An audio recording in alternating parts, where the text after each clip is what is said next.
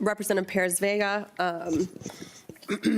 will move that House File 3415 be re-referred to the General Register. And we're, should we take action on that? Okay. And Representative Perez Vega, there is a DE1 amendment. Do you feel prepared to move the DE1 amendment? Out of respect of my colleague, I do. I would like to ask to move the D1 amendment. Okay. In the absence of Representative Sensimura, Representative Perez Vega will move the DE1 amendment, but perhaps we can have House Fiscal walk us through the content of the DE1. Ms. Filon, or House Research, excuse me.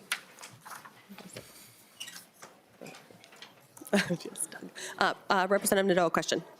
Just to clarify, I've got two DE1s. I just want to make sure, are we on the Spencer Murrah DE1 or the Paris Vega DE1? I'm sorry. The Perez Vega, sorry, Madam Chair. The Perez Vega is an A2 amendment, I believe.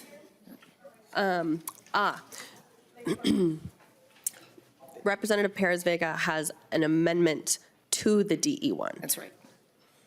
So, Just got to move this one first. Thank you. so first So up is the. we're on the DE1. Correct. Thank you, Madam Chair. Amendment to the DE. We are on the A2 amendment to the DE1. No. Oh my gosh. Okay. You have to move the DE1. You got to, Madam Chair, we got to move the Representative Perez Vega. We got to move the DE1 more, and then we get to go to my amendment. Yes, thank you. There you go, Well, yeah. you know, we say that it takes a village to raise a child, but it also takes a village to run a committee. Absolutely. So, to the DE1 amendment, Ms. Filon Day, if you would walk us through.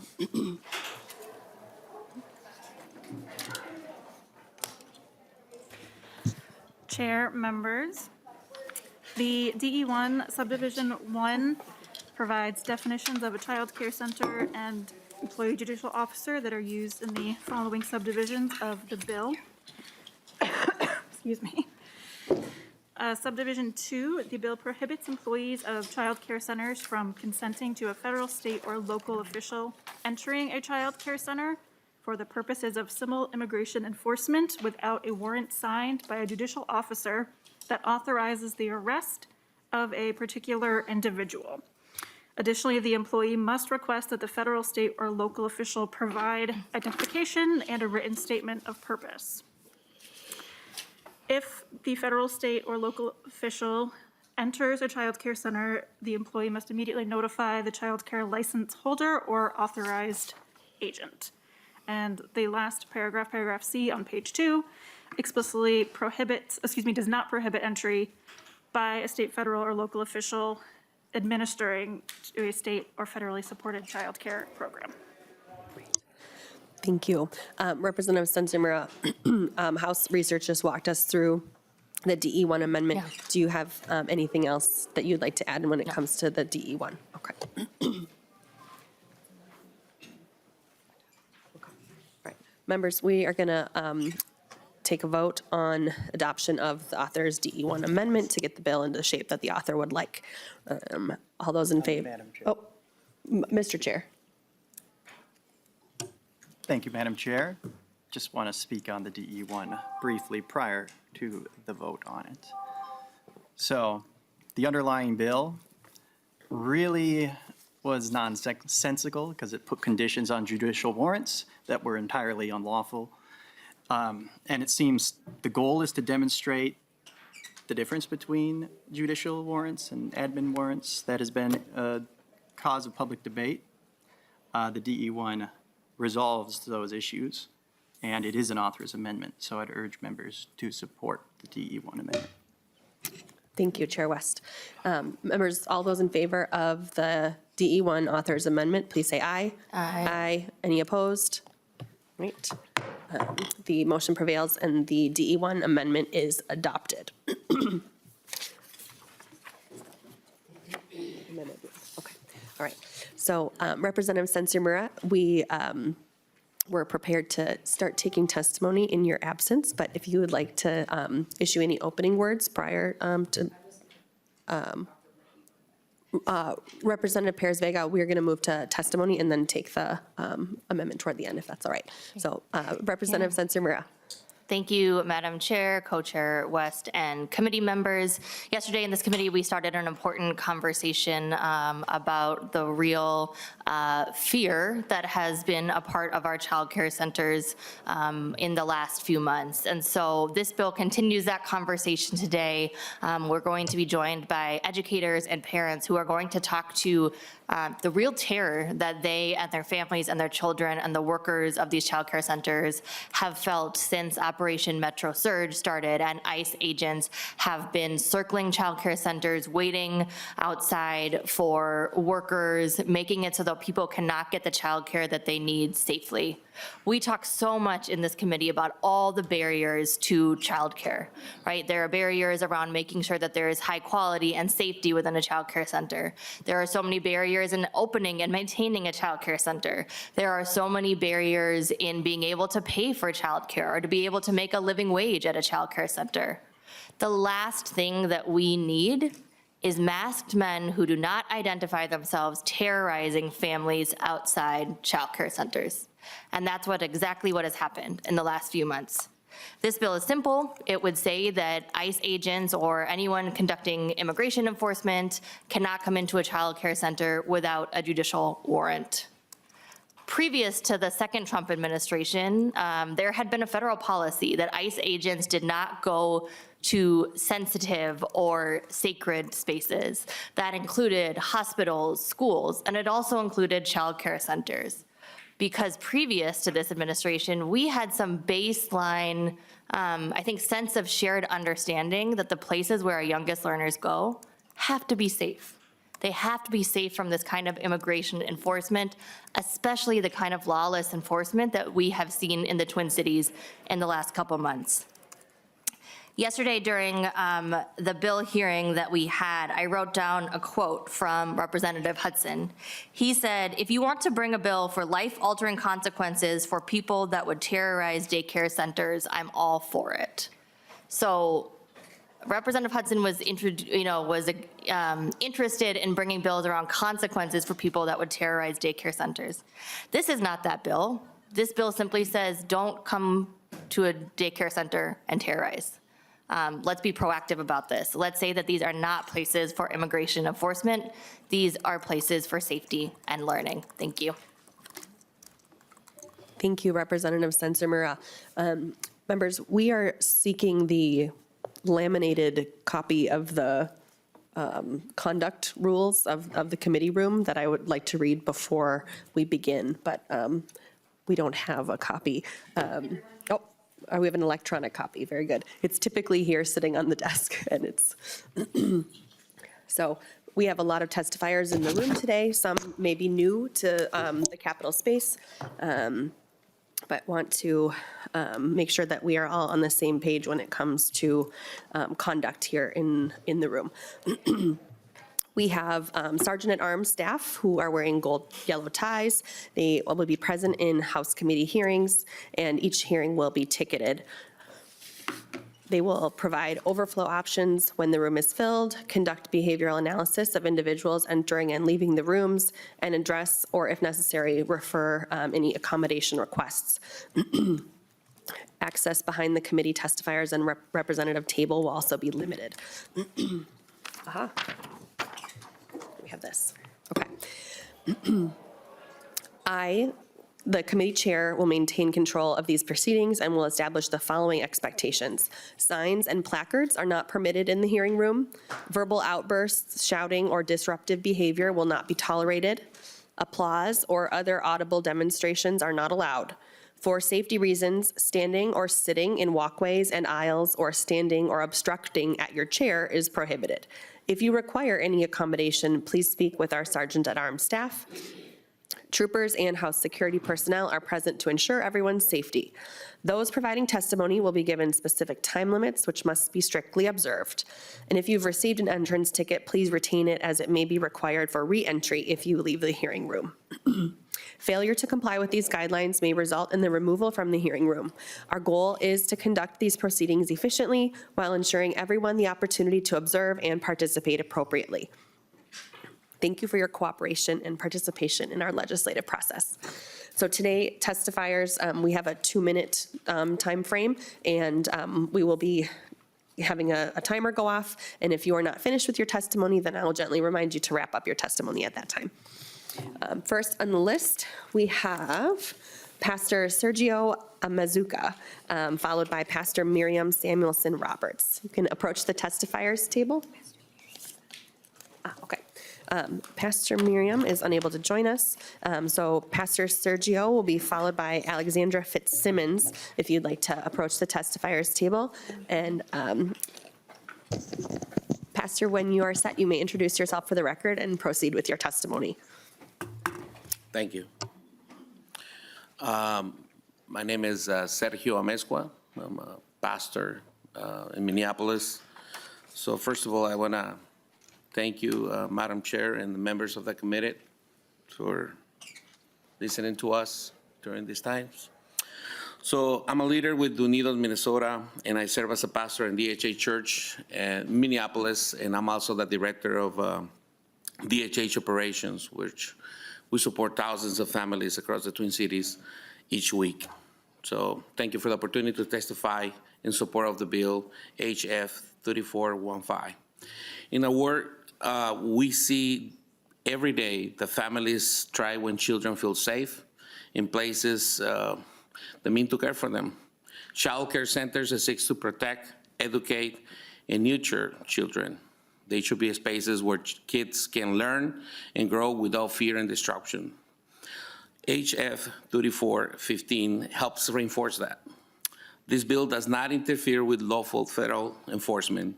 It simply sets a clear, reasonable, and standard when an agent seeks access to child care facilities, requiring a valid identification, state purpose, and judicial warrant. These safeguards help us ensure that children's environments remain stable while still respecting the law. Children in these settings are among the most vulnerable in our communities. They cannot advocate for themselves, and it's our responsibility to make sure that these spaces remain safe and focus in their well-being. Minnesota has a long value of family stability, child safety, and responsibility governance. HF 3415 reflects those values by putting common sense protections in place. As a pastor and a community leader, I see how families are working to build better futures for their children. Policies like this help create those secure, predictable environments kids need to thrive.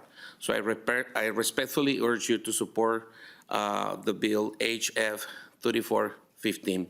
Thank you for your time and for your service. Thank you, Pastor. Next, we have, you may return to your seat. Next, we have Alexandra Fitzsimmons, followed by Anna Lander. Do you want to approach the testifiers table? Ms. Fitzsimmons, introduce yourself for the record and proceed with your testimony. Thank you, Chair Katiza-Watun and members of the committee. My name is Alexandra Fitzsimmons, and I'm the Senior Policy Director with Children's Defense Fund Minnesota. Thank you for hearing Representative Spencer Mira's Child Wellbeing Bill today, House File 3415, which helps to ensure child care spaces are safe from immigration enforcement activity. At its core, this bill is about whether the spaces designed for the care and development of Minnesota's youngest children remain safe and stable environments. In Minnesota, 1 in 5 children has at least one parent who is an immigrant, and the vast majority of these Minnesota children are U.S. citizens. Policies affecting immigrant families directly affect many Minnesota children. In many toddler classrooms, children keep a small stuffed animal or a well-loved blanket in their cubby, much like this one. Young children rely on comfort, routine, and trusted adults to feel safe enough to explore, learn, and grow. For a young child in childcare, safety is built through simple but essential experiences: a trusted caregiver, predictable routines, a classroom that feels safe, and knowing their parent or caregiver will come back at the end of the day. But when immigration enforcement agents appear in or around childcare settings, young children can sense the fear in the adults around them, even if they cannot explain what is happening. In early childhood, children rely on the reactions of trusted adults, parents, caregivers, and teachers to know whether they are safe. When the adults they depend on appear afraid, children can begin to feel unsafe too. For a toddler or a preschooler, one question can take over. Will my parent or caregiver still come back for me? Research shows that even the visible threat of immigration enforcement can increase anxiety and separation distress in young children. When children fear that a parent could be detained or deported, their stress response system activates.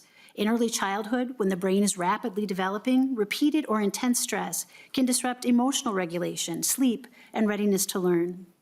Research from the Center on the Developing Child at Harvard University describes this as toxic stress, which can have long-term impacts on health and development.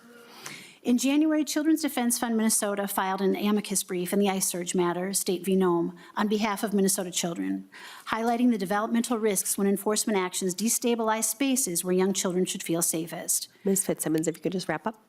Protecting childcare settings helps ensure that young children can grow, learn, play, and feel safe in the spaces designed for their care. We respectfully urge you to support this bill. Thank you. Thank you for your testimony.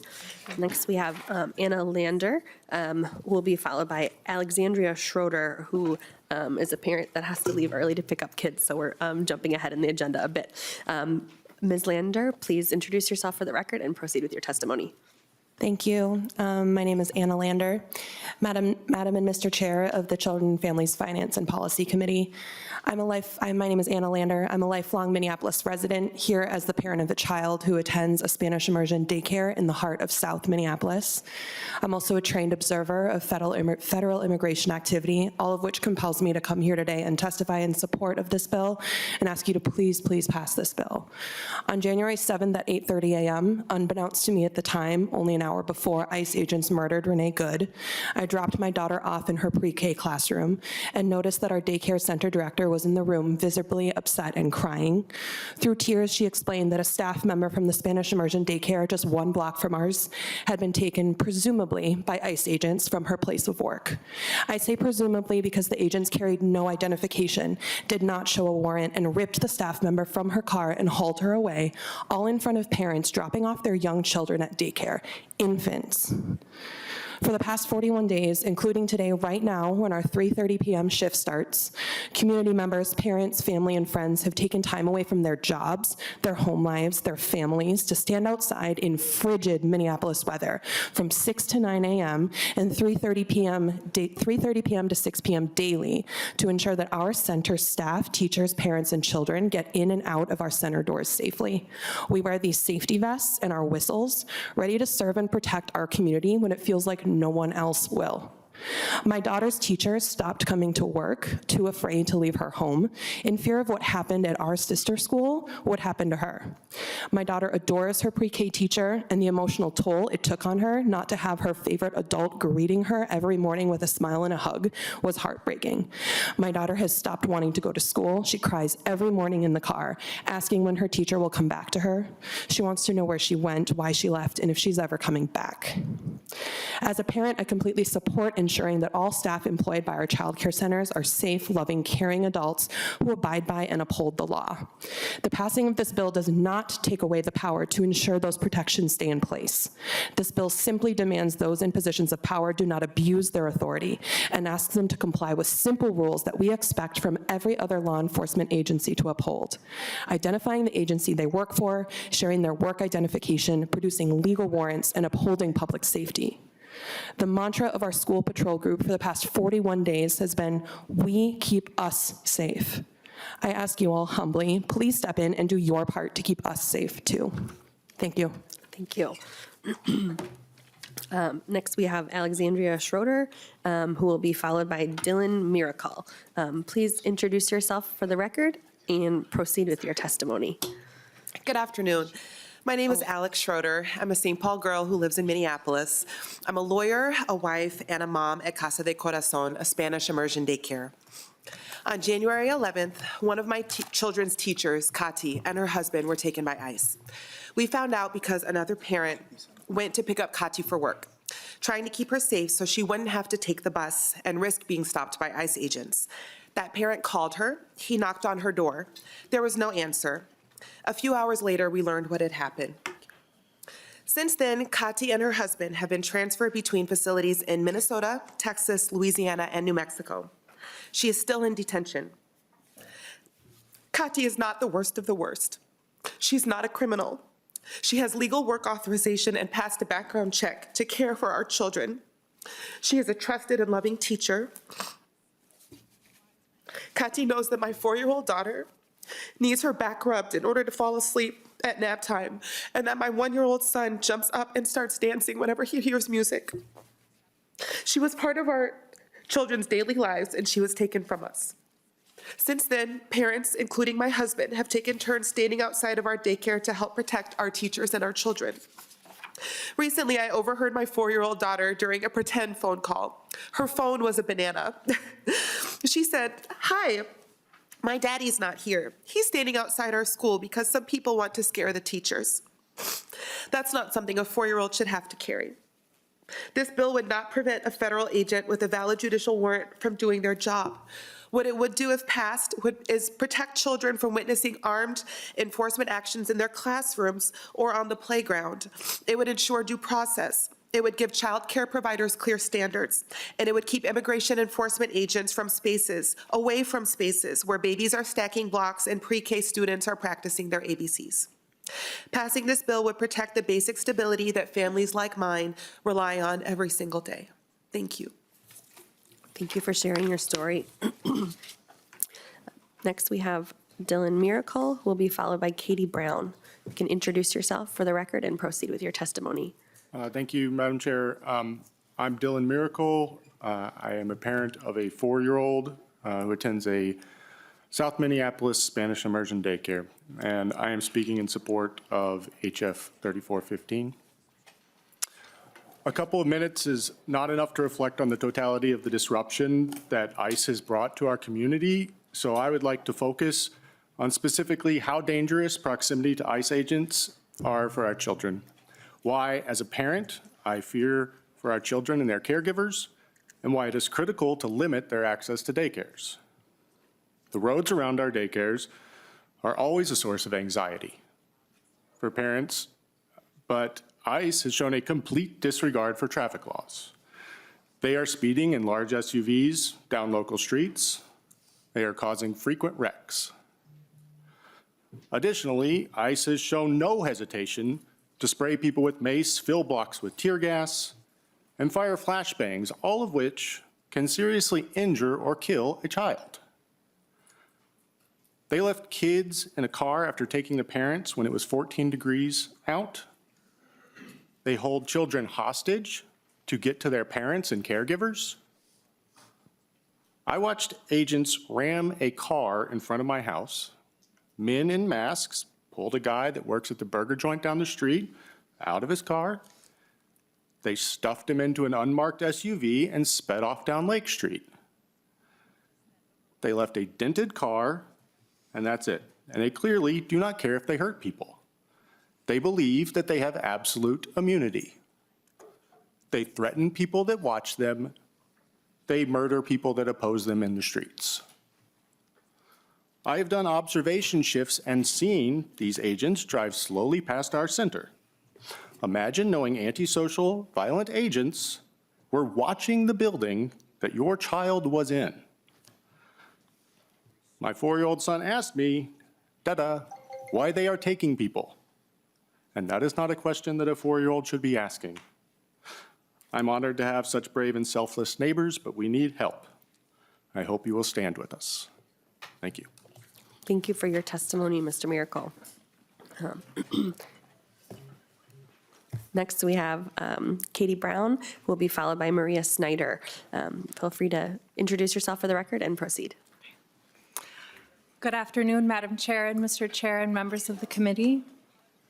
I am Katie Brown, a parent of 2 little kids who attend a Spanish immersion daycare in South Minneapolis. On the morning of January 7th, our center's cook was abducted by armed ICE agents during morning drop-off. She was on her way to work to feed my children. Parents and young children stood outside and witnessed the kidnapping of a woman with the proper documentation to live and work in the United States. I came to school to find teachers in tears, staff members visibly distressed, a stark difference from every other morning filled with energetic music, love, and joy. At home later that evening, I asked my four-year-old son to tell me about his day. His response was, "My teachers were very sad at school." I felt true heartbreak as I thought through how I'd explain to my son that his cook was taken from her car, taken from her peers, taken from his classmates, and most tragically, taken from her husband and daughters. As parents, we should never have to tell our kids their teachers are afraid to go outside or that they fear being kidnapped. For the past 40 days, a committed group of parents, grandparents, friends, and neighbors have kept watch over our daycare center. No matter the temperature, parents are stationed outside of each doorway, starting as early as 6:30 a.m. In the evening, parents stay until the final staff member leaves.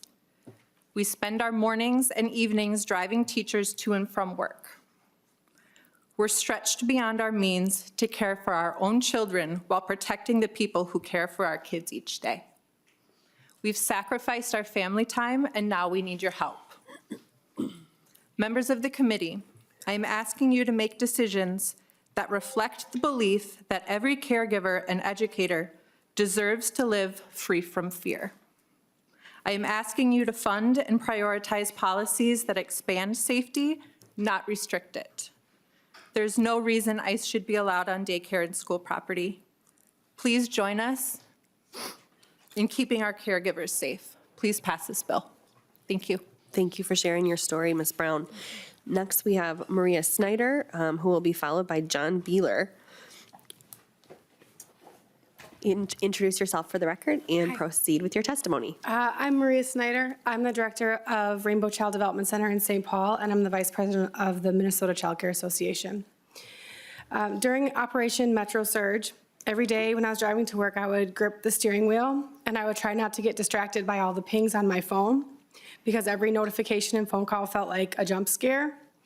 Is today the day that one of my teachers gets abducted, a child is taken, a parent? ICE agents routinely circled my child care center, where I serve children ages 6 weeks to 6 years old, sometimes on a loop between a nearby elementary school and a special needs school. Agents would sometimes go very slowly in a convoy of blacked out vehicles, and other times go well over twice the speed limit, just zooming by with no regard for safety. They cause many car accidents. They've chased families and people into childcare buildings with weapons drawn. Children have been unable to play outside at my center. We have gone on lockdown multiple times a week all throughout Operation Metro Surge. I wanted to bring the cards for you, but I forgot to grab them. The teachers came up with an idea to try to scare the children less about being in lockdown all the time. So we use little color cards. Yellow means there's a threat nearby, no people can be here. Red means we're on complete lockdown. We use bigger signs to put in our windows so that our neighbors know when we need help. When I see the yellow vests in the audience today, I get really emotional because you all are the people that have been showing up for us. Thank you. Creating spaces for children to access education is not radical. It's in accordance with international law, which declares that education is a human right. While a drawdown has been announced, we still see ICE activity every day in our neighborhood. The Borders Czar stated that ICE agents are staying in Minnesota to investigate fraud, something that is well outside their jurisdiction, yet another looming threat for children in childcare. We know that children right now are currently being detained in detention centers. Bills like the one being introduced today are essential legal pathways for accountability and protection. This bill can help provide clarity where there is currently confusion and fear about what rights and responsibilities childcare providers have in situations with the federal government. It can also help inform local law enforcement on how to best support and protect children in childcare. The safety of our children matters. The trauma they experience witnessing arrests, detentions, and violence negatively impacts their brain development forever. They only get to be 3 one time. We're responsible to protect children. This committee today has an opportunity to protect children by passing this bill. Please vote in favor. Thank you. Thank you. Next, we have John Beeler, who will be followed by Anna Stallman. Please introduce yourself when you're ready and proceed with your testimony. Good afternoon, Chair, members of the committee. My name is John Beeler. I'm the Policy Counsel at the ACLU of Minnesota, testifying in support today of HF 3415 as amended.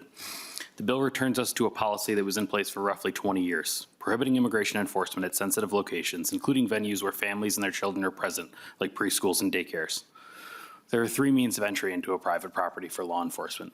They can come in with a warrant, they can come in with consent, or they can come in during an emergency. This bill only strikes away that middle one. That takes away that consent. In 2007, the George W. Bush administration issued a memo to ICE restricting immigration enforcement at or near schools, other institutions of education, and venues where children and their families may be present.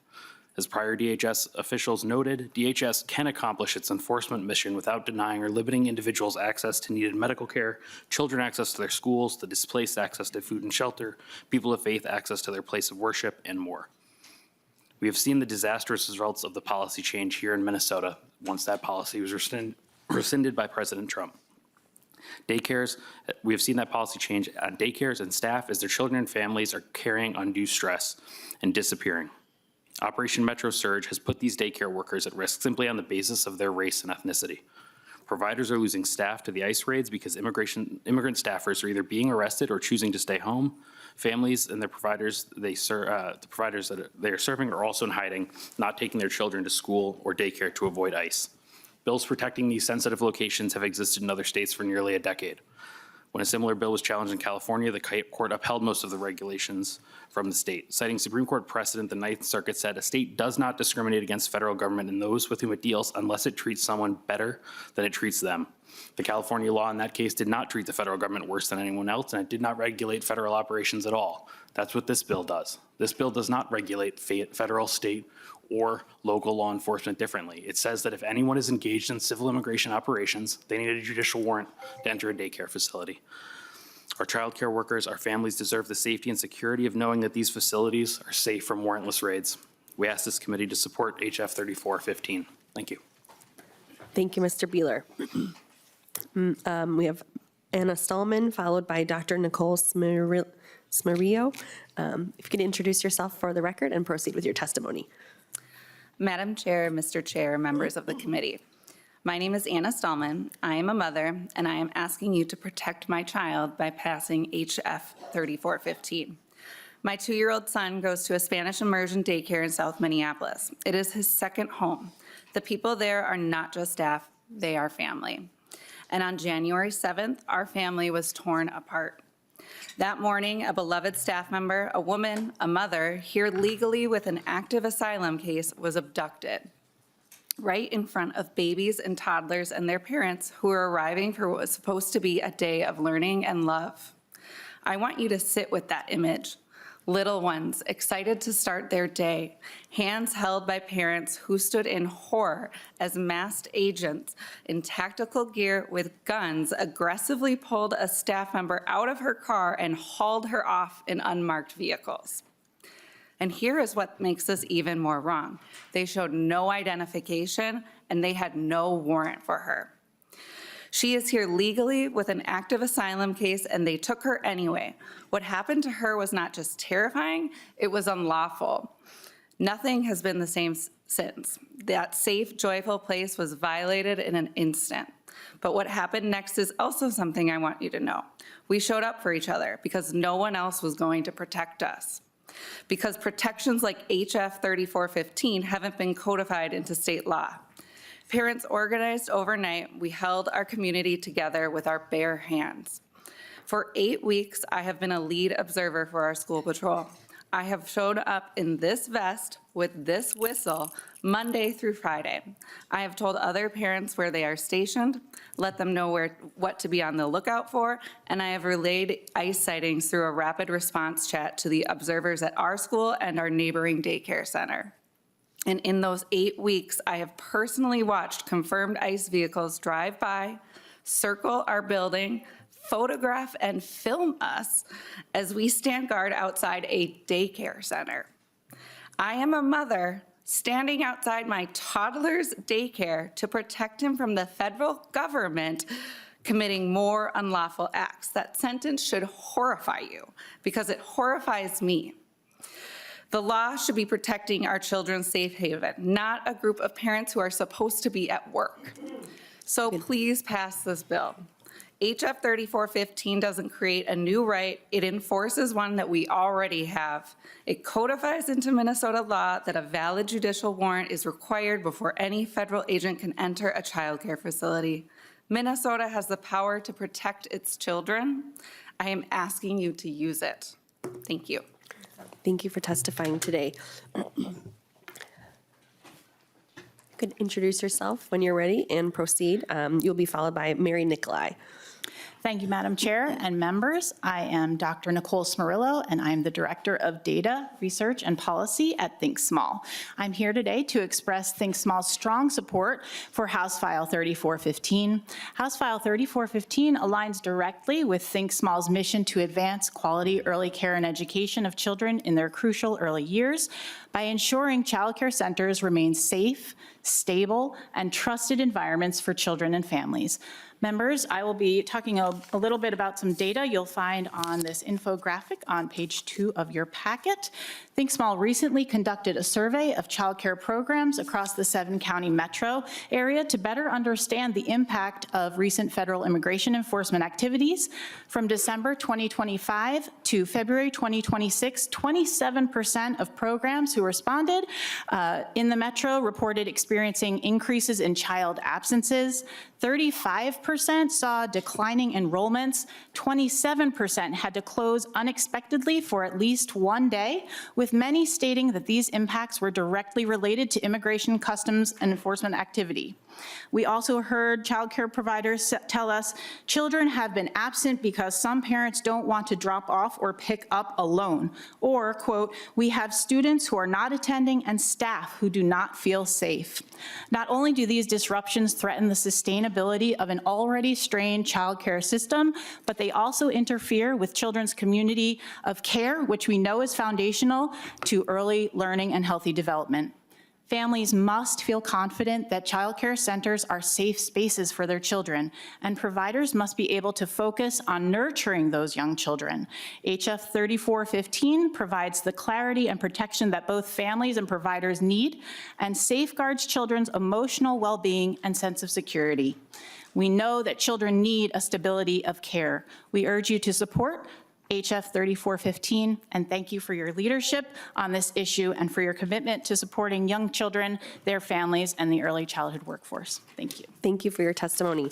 Next, we have Mary Nicolai, who will be followed by David Zimmer. Please go ahead, once you're settled, introduce yourself for the record and proceed with your testimony. Good afternoon, members of the committee. My name is Mary Nicolai. I'm an attorney in Minneapolis, the proud wife of a public school teacher, and a mother of 2 children who attend a Spanish immersion daycare in South Minneapolis. I'm here today to express my strong support for HF 3415 and legislation that would prohibit ICE agents from entering the property of a child care center. On January 7th, as I was dropping my children off at daycare, I learned that just minutes earlier, a beloved employee, who I will call Mrs. N, had been taken into custody by masked, armed ICE agents directly in front of the school. Although I did not witness the arrest firsthand, I later watched several videos recorded by members of the community. Those videos show several unmarked SUVs with flashing lights suddenly approaching and boxing in her car.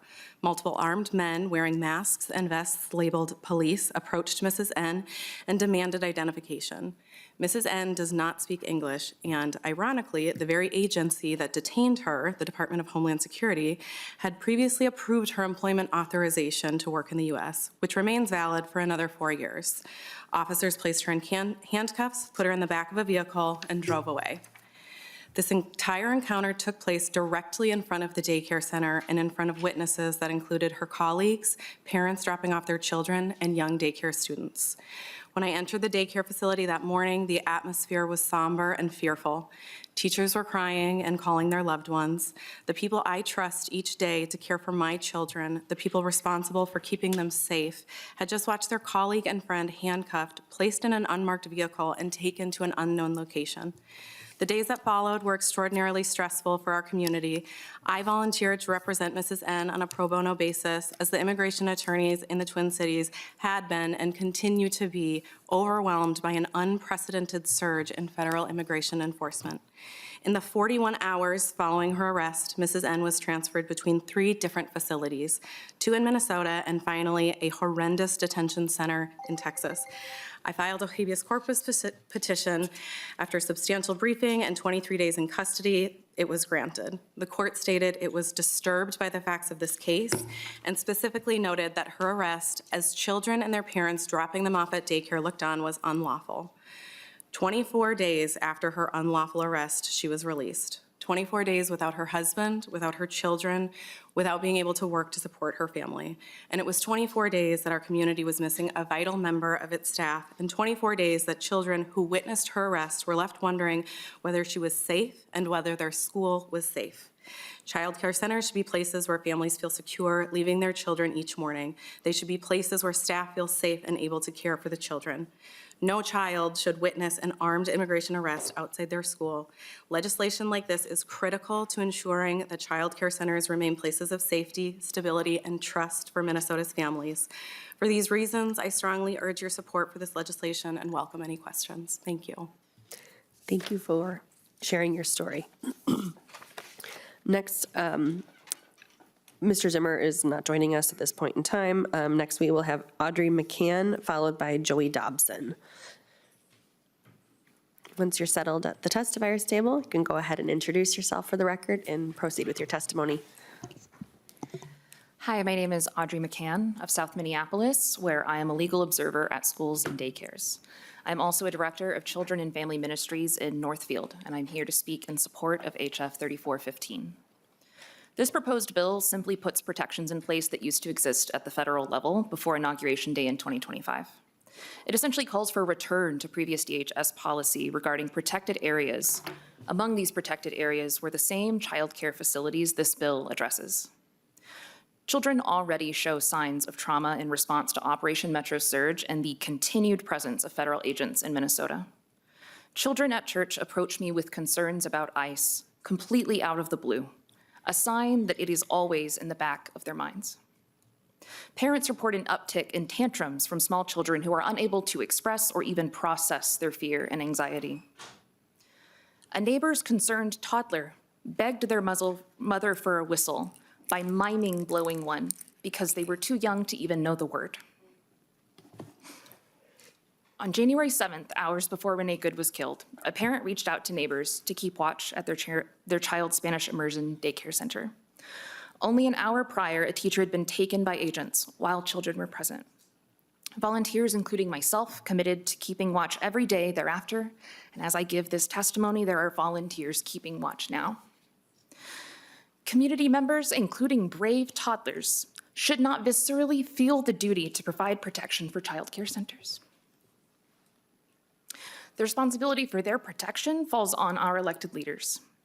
This legislature is obligated to ensure Minnesotan children have the basic legal protection this bill offers.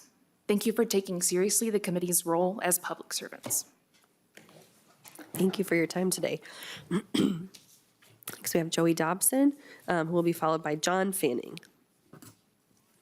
Good afternoon, Madam Chair, Mr. Chair, and members. My name is Joey Dobson. My baby attends a Spanish immersion school in South Minneapolis. I'm here to ask you, to beg you, to stand with us and to stand with our community. Our school is like many others these days. The break room is now a food pantry. Parents skip dinners and bedtimes to drive teachers home safe. And we patrol, putting our bodies in between harm and our beloved teachers. Early on in our patrol days, I was out with a fellow parent, laughing about how we know nothing about cars. Pretty sure all I know is my car is blue. And then we heard loud, repeated honking. A convoy of agents in big, bright SUVs racing down the street in front of the school with commuters following behind to alert the community. I pulled out my phone, hit record, and blew my whistle. With my back to the daycare door, we watched until we were sure they were gone. Staff had gathered in the lobby. I cannot describe the fear on their faces. We let them know when ICE was gone. Just a few minutes later, still standing patrol by the front door, I heard sirens. This time, a helper, a fire truck. A teacher was having a medical emergency induced by the stress of knowing ICE was nearby. She was taken away on a stretcher. The next week, I was driving a teacher home, connected to a rapid response signal channel with memorized directions to not be traced.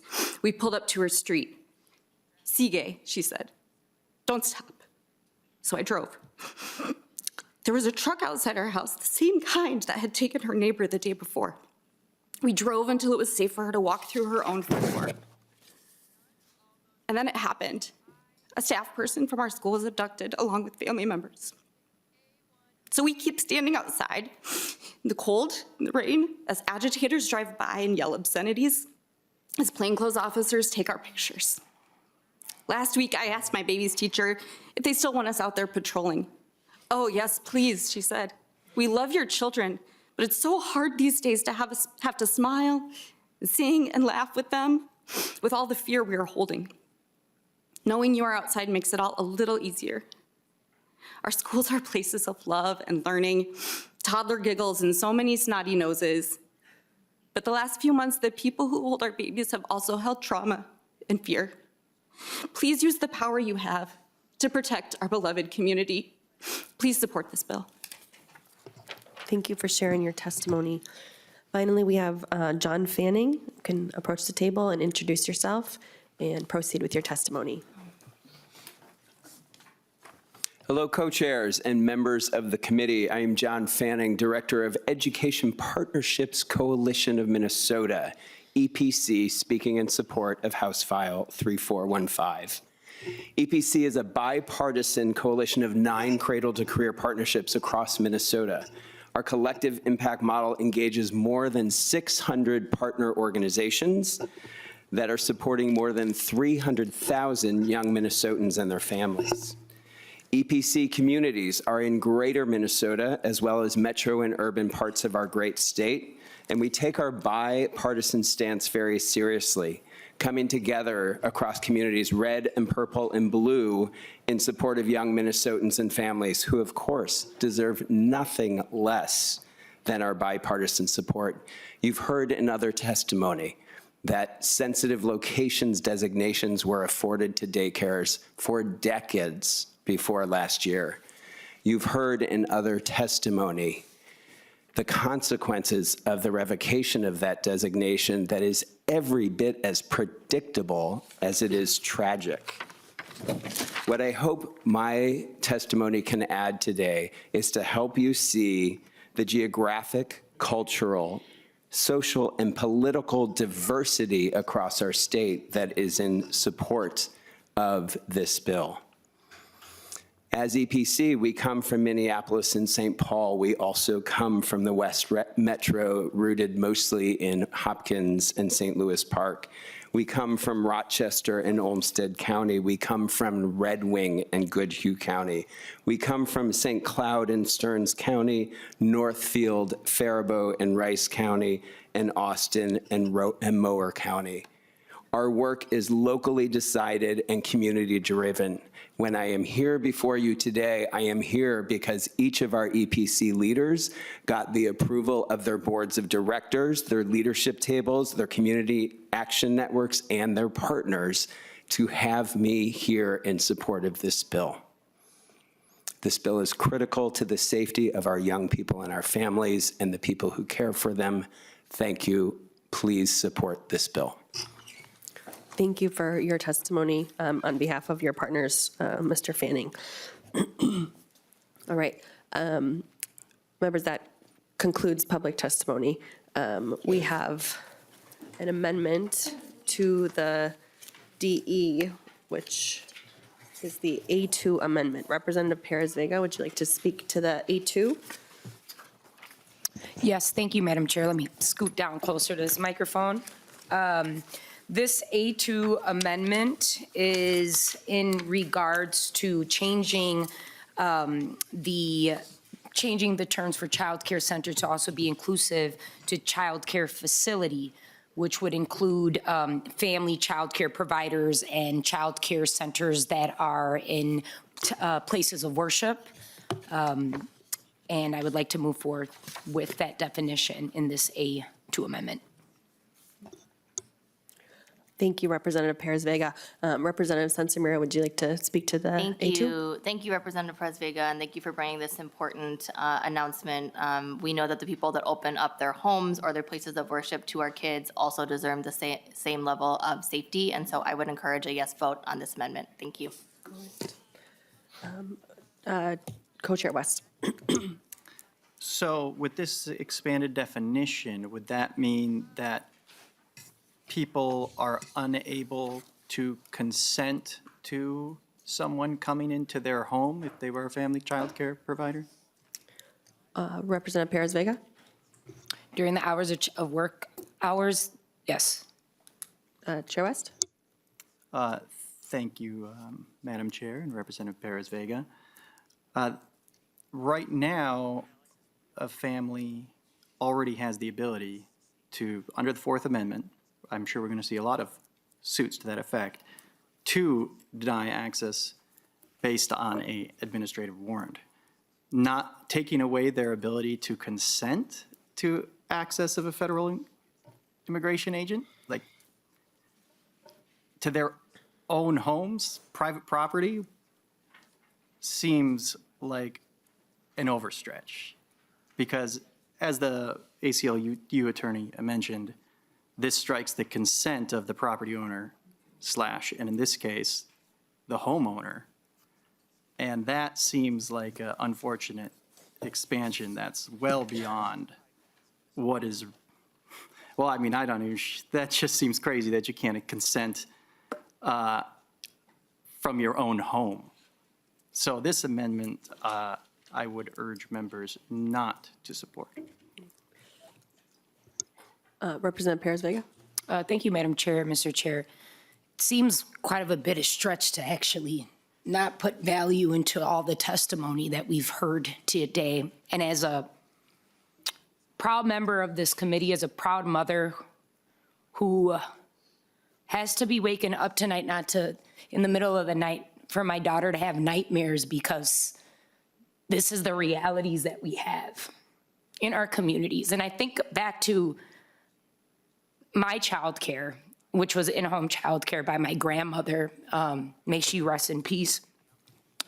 A Puerto Rican woman from the mountains of Puerto Rico, where our fabulous Bad Bunny of a halftime show comes from, who was born before Puerto Ricans were granted statutory citizenship. She was born a year before that.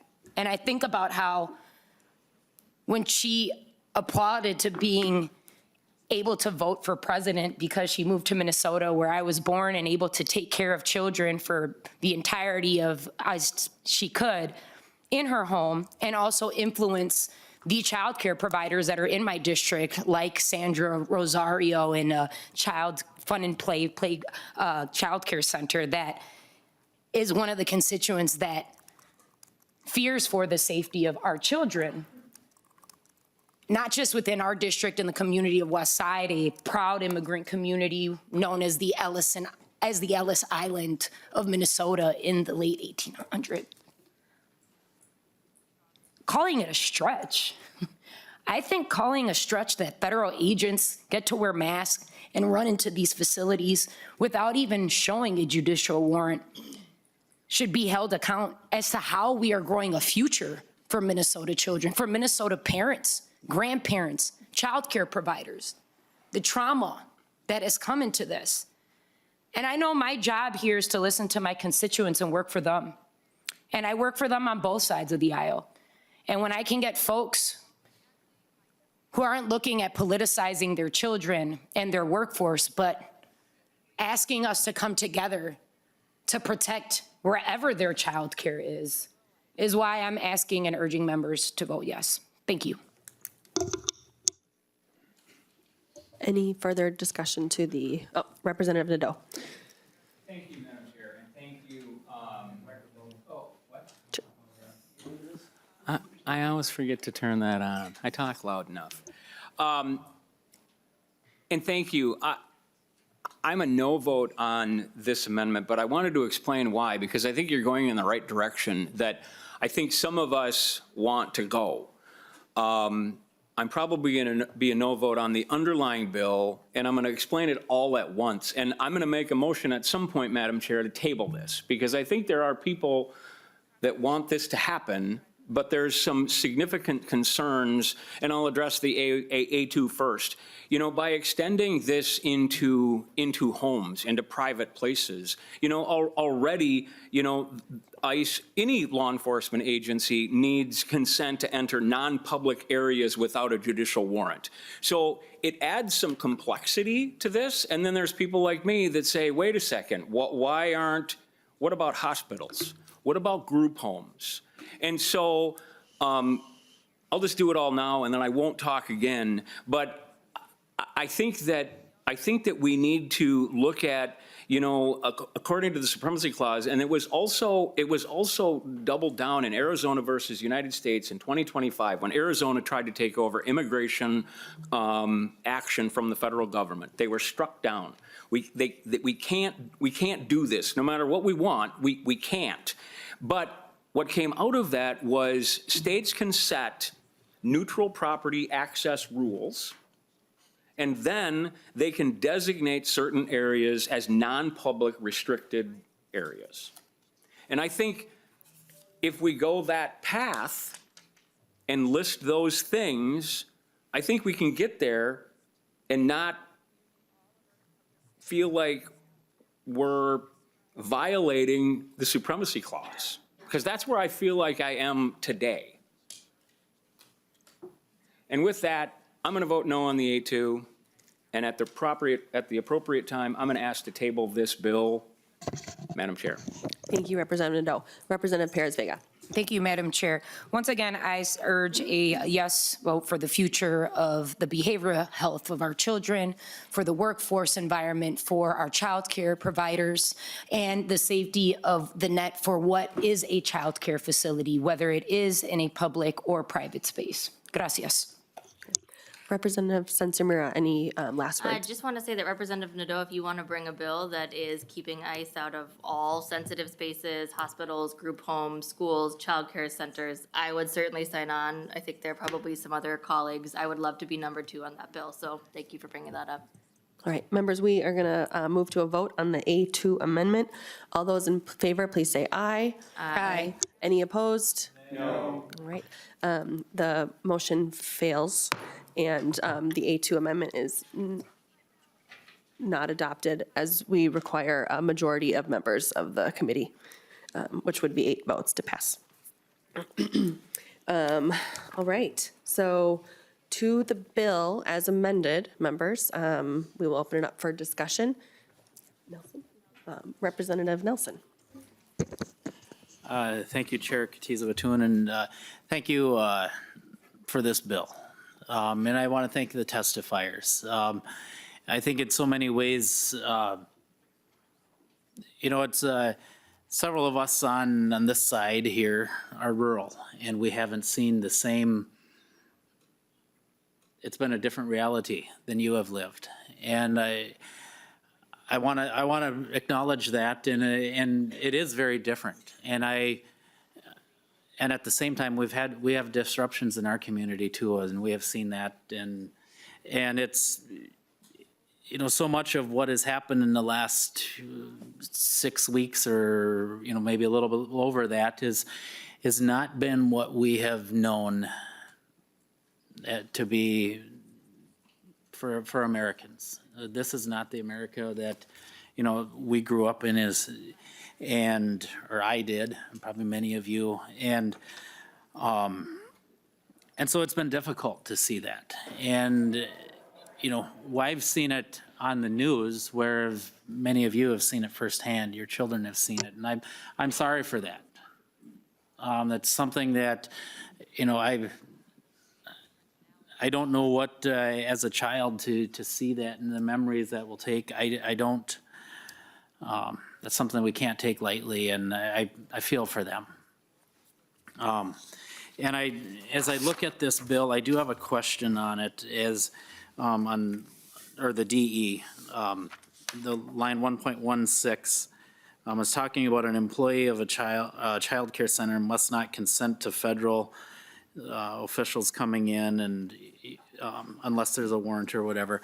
But I'm wondering, I know what the idea of this policy is. It's to stop ICE from coming in but I worry that putting that when you look at if they come in, is the immigration enforcement, is that the ones that are breaking the law? Because as I read this policy, I see it as the employees are the ones that is, unfortunately, the action comes against them. Because if they, that's talking about the consent of it, so they cannot consent to that. So but if somebody does that, if an employee wrongly consents to this, is that employee in the one that's in violation, or is it the ICE agents? Yeah. Representative Sensor-Mira. Yeah, thank you, Vice Chair Nelson, for that question, and I'll answer, and then I would, maybe nonpartisan can also give a response, or also I believe that John Bueller from the ACLU could maybe give some context.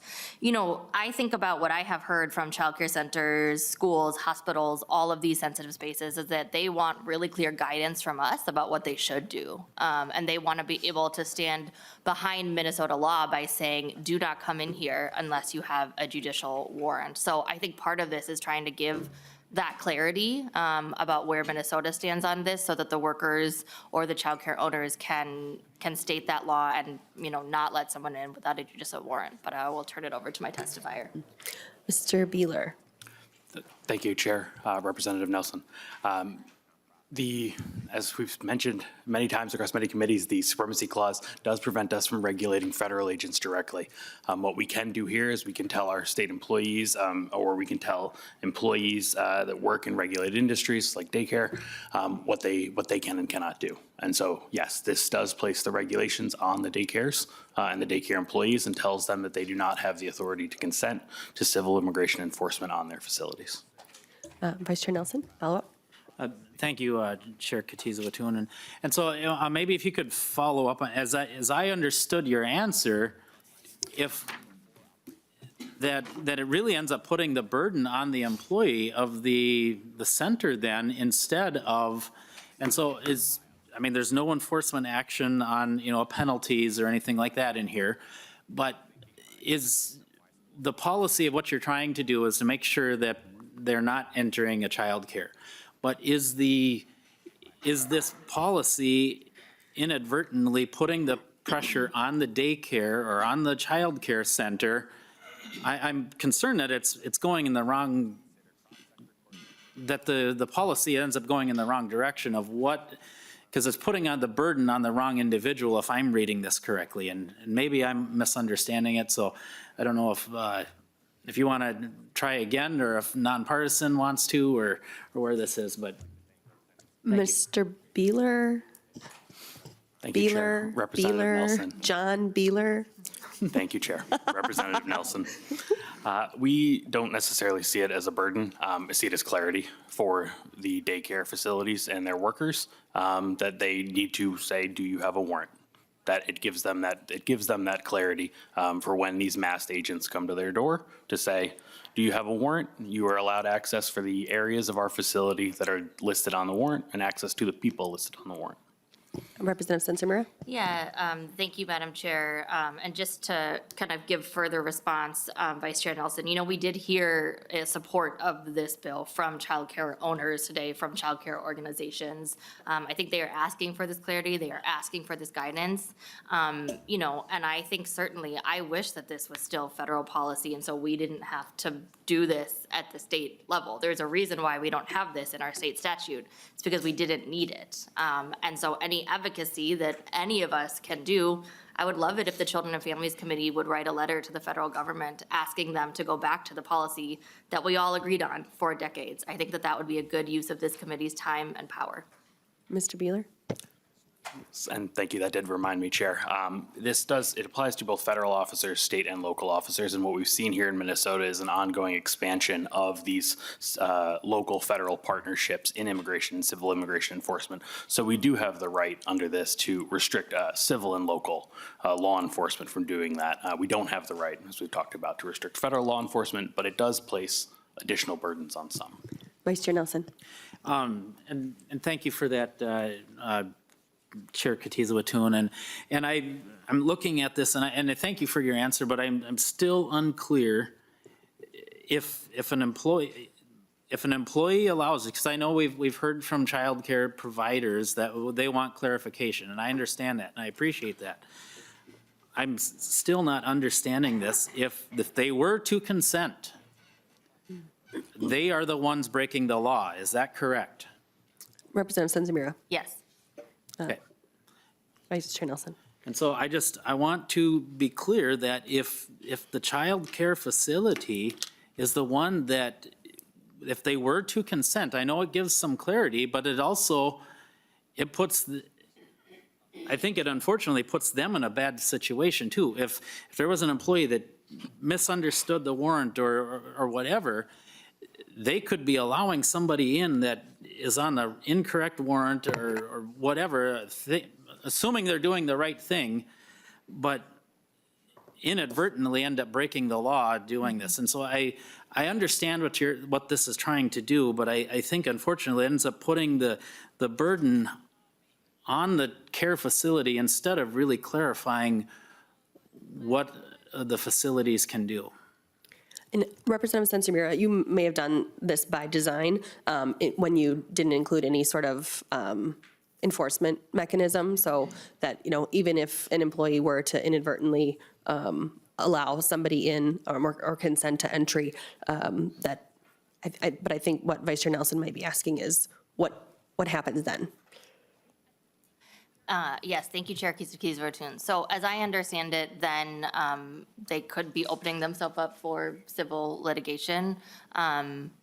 And I think, we can keep talking about that. We want to protect childcare workers. We want to check childcare facilities. I'm happy to hear that my Republican colleagues are in agreement about the spirit of the bill. That gives me some hope that we could move forward. But I think as we discussed, because we could not make laws about what the federal government can do, our hands are a little tied here, and I absolutely believe we need to do something. Representative Hicks. Thank you so much, Chair, and thank you for bringing this bill, and thank you, all of you, every single one of you who stood outside and protected kids. Thank you. So I first want to just say, I want a clarification. Where is this going if we pass it? Representative Hicks, the motion is to send it to the general register. Okay. So if we sent it to the general register, Representative Senzamira, would you be open to an amendment that maybe added some good faith language in so that if it was an accident, people would be protected? Would you be open to a floor amendment of that kind? Representative Senzamira. I would want to look into that more, but definitely open to conversations. Great. Thank you. I appreciate. Thank you so much. I appreciate that because I do think, sometimes in a lot of the committees that I'm in, frankly, we end up having so many weedy conversations that we don't do anything. We just stop moving things forward because we're stuck on a word or we're stuck on an intentional consequence. And this isn't the floor vote. There is an opportunity to take this and do more with it. And I have had several conversations with many people who have shared what Vice Chair Nelson shared, that that's just not what they've seen in their community. And so what I'm asking today from our colleagues across the table is to trust the people who have seen it. The folks who came before you and said, this is what's happening in our community, and vote yes to move it forward to the floor. And if there are technical concerns and good faith concerns, I think we can work on that and we can have those conversations as floor amendments and we can have a deeper discussion. But when we continue to, and I say collective we, because it happens in all committees, both sides of the table, right? But when we continue to not listen to community and do nothing, because we have technical concerns, we do nothing. And in my personal opinion, doing nothing is an active choice, and it is a choice that we can make. But in my opinion, in my life, typically, it's a bad choice to do nothing. And so today I will be a yes, because I'm going to vote to do something. So thank you for bringing this. Representative Olson. Thank you, Madam Chair. I'm not going to take this chance to insult anyone's personalities or their integrity or their character, as we saw in past committees. I will consider at the conclusion of my talk here that matter or that event is over, and we will not open that box again. Representative Olson. Now, with that being said, I got Representative real Olson. concerns with this bill in itself. Excuse me. Yes, Madam Chair. I believe that you are calling into question my. That was never stated, Madam Chair. Interesting. That was what was insinuated, Mr. Olson. You may proceed. It's a great interpretation, Madam Chair. Now, my biggest concern falls very closely along Representative Nelson's issues here. Now, when we're talking about clarity for these child caregivers, these child care facilities, these people who watch our children, what more clarity is there than the Fourth Amendment to the Constitution of the United States of America? The one that says the right of the people to be secure in their persons, houses, papers, and effects against unreasonable searches and seizures. It talks about warrants. This is, I know, I believe, as Representative Hicks said, I believe these stories. But I don't believe that making this onus on our child caregivers is the right answer. Opening them up to civil problems, civil suits, that's not the answer. There could, in fact, be an answer. I think the answer is the Fourth Amendment, and I think that this brief that we received of the Children's Defense Fund, Minnesota, in support of plaintiffs' motions for preliminary injunction, this is the judicial system doing its job. I think that that's an answer.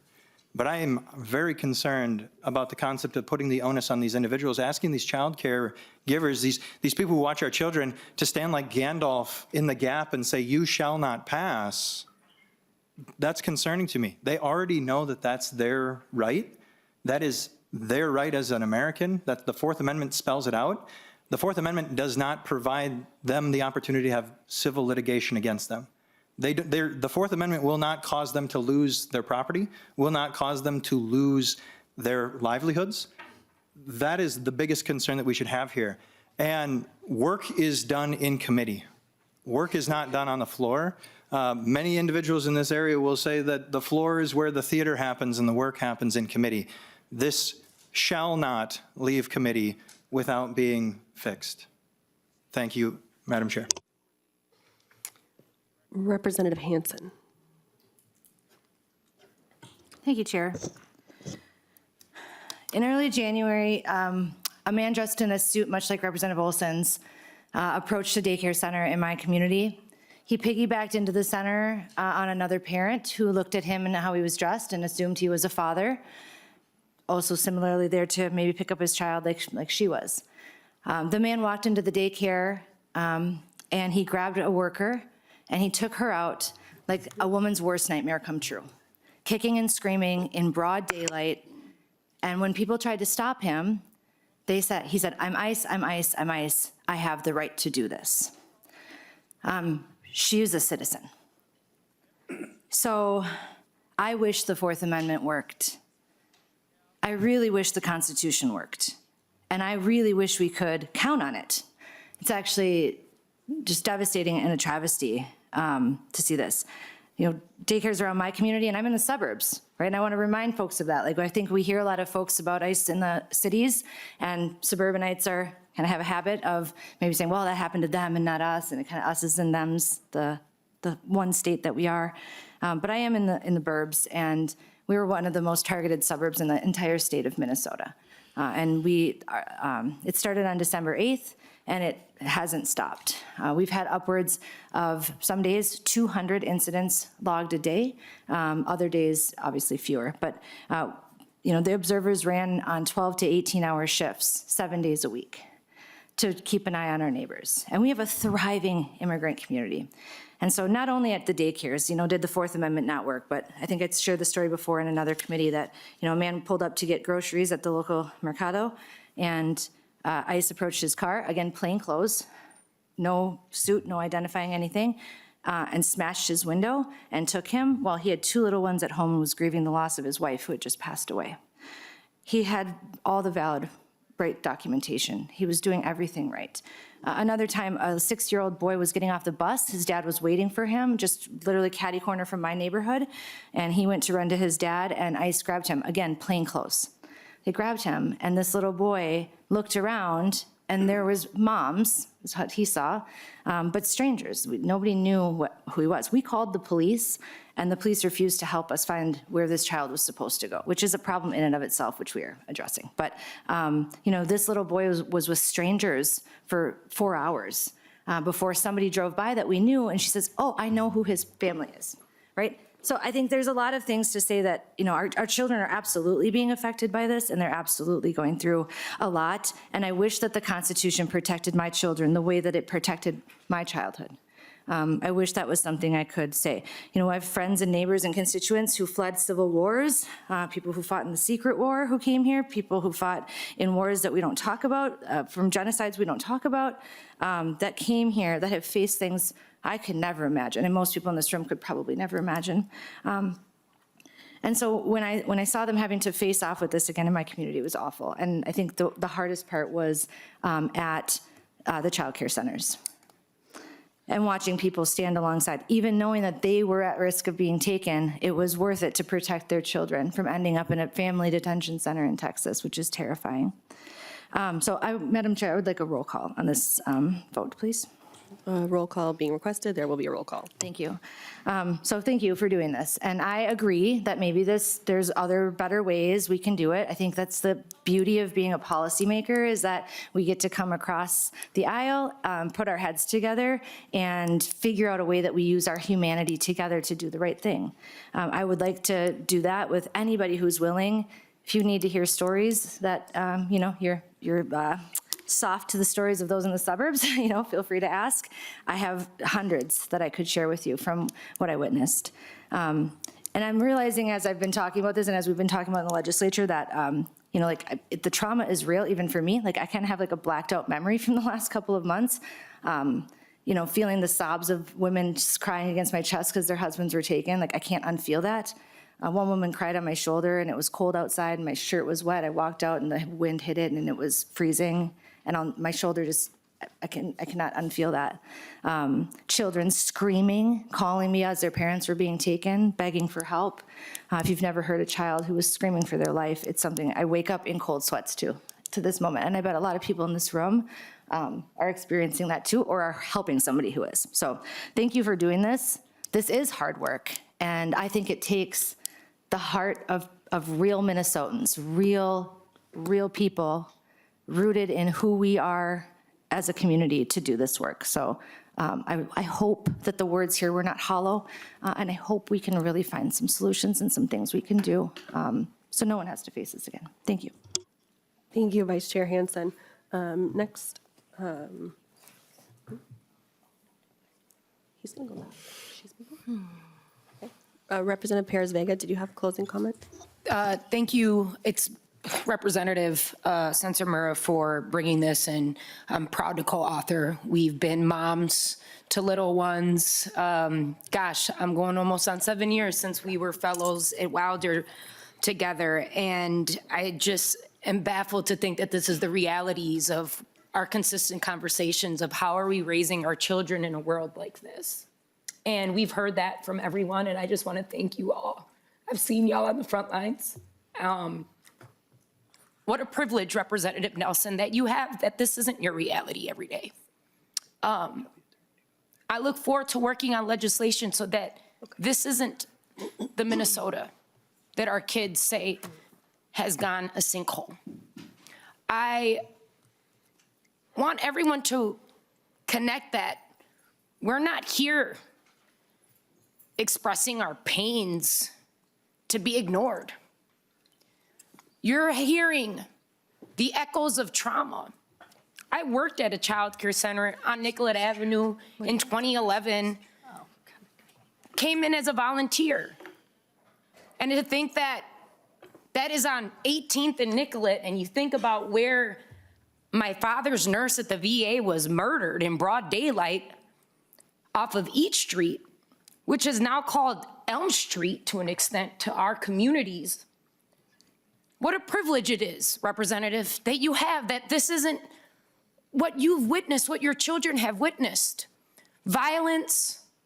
Heck, I want our Constitution to be followed.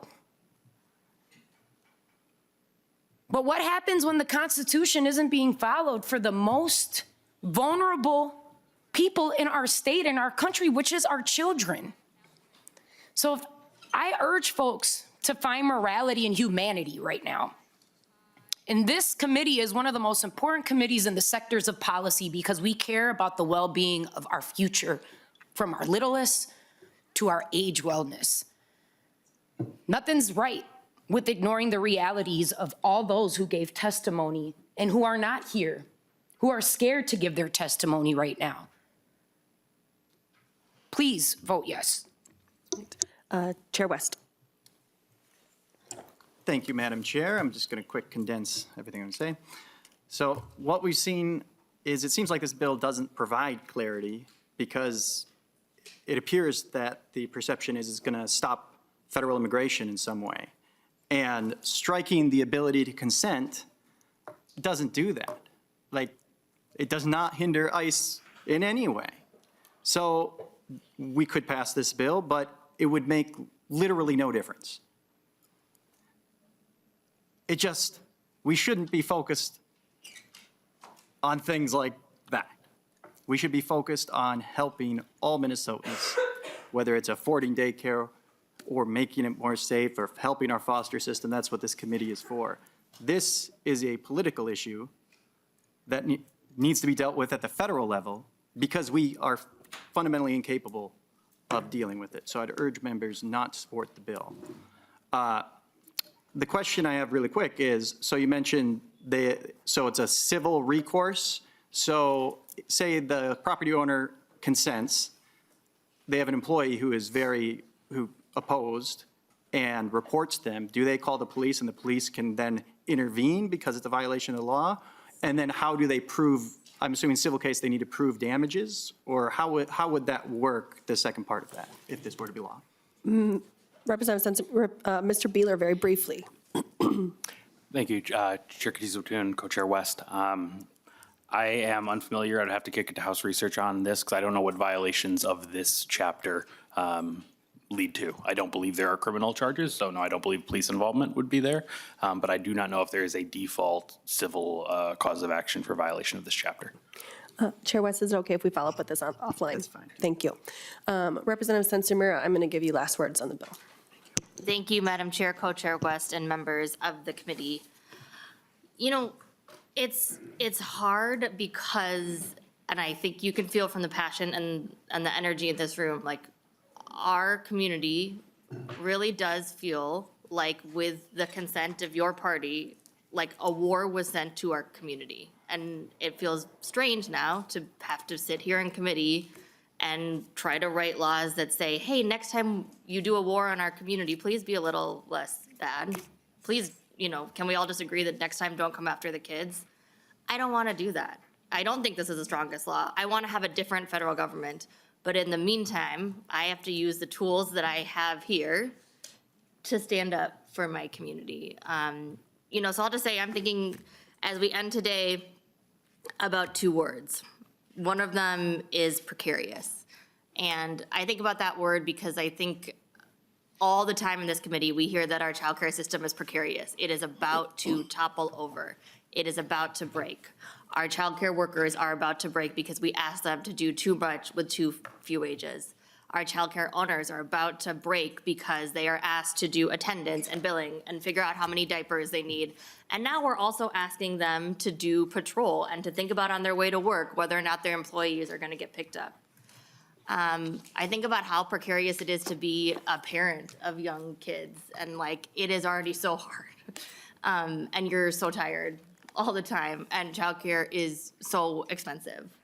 And now you have to take time off work to be out in your community, and you have to be figuring out how to explain to your kids why you have to wear a vest at the same time that you're trying to make it seem like everything is just okay and it just kind of is part of the game. And then the other word I'm thinking about is precious, and that childhood is precious, and that if our kids are lucky, they are going to get one childhood, and this is it. And that the kids in our community are going to be forever tainted and changed by what has happened. You know, there's this popular show, Daniel Tiger, and they have this song that's grown-ups always come back, right? And it's like, there has to be a song in a children's show because that is so scary to kids, that the idea that grown-ups in their life might not come back. And there are children in my community who now have a real fear, like their grown-up might not come back. Is their parent gonna be able to pick them up at the end of the day? Is the worker that they care about that rubs their back during nap time going to be there? We as a society have forever tainted these kids. And so, yeah, I will do everything in my power, even if it isn't perfect, to try to protect our kids moving forward. I'm happy to hear that we agree with the spirit of keeping ICE out of childcare centers. I'm happy to continue to try to talk about how to do something around this issue. Thank you. The clerk will take the roll. The chair votes aye. Chair West? No. Vice Chair Hansen? Yes. Vice Chair Nelson? No. Representative Altendorf? No. Representative Coulter? Aye. Representative Hicks? Aye. Representative Lee? Yes. Representative McDonald? Representative Nadeau? No. Representative Olson? No. Representative Perez Vega?